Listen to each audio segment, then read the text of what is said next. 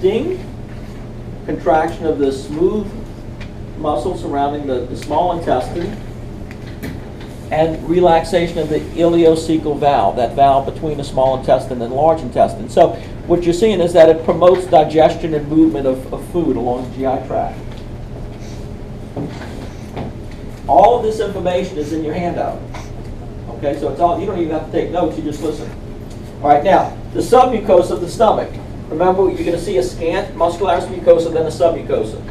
The submucosa is your typical dense connective tissue with elastic fibers, and it's the contraction of those elastic fibers which account for the rugae, the folds. What makes the stomach different from other areas is that the muscularis externa, instead of having 2 layers, it has 3.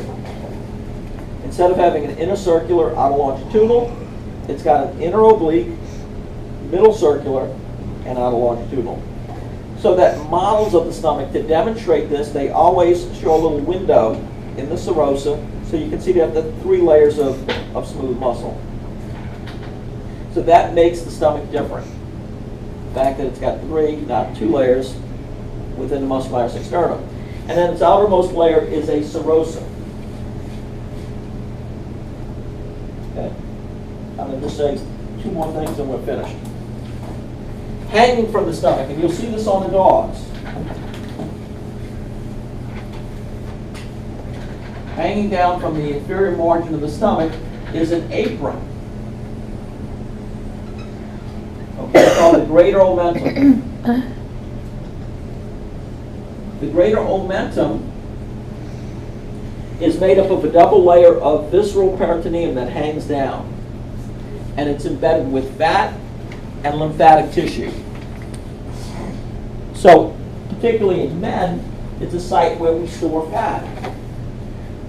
But in men and women, that lymphatic tissue tends to protect the peritoneal cavity. It's part of our immune system.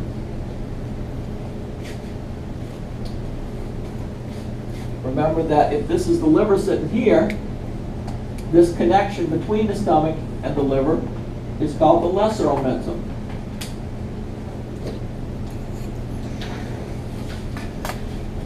Can you see that as well on the dog? You can. But it's not as prominent. The greater omentum, as soon as you open up the abdominal cavity, you see it. It covers the transverse colon and the rest of the small intestine. So you're going to have to resect it.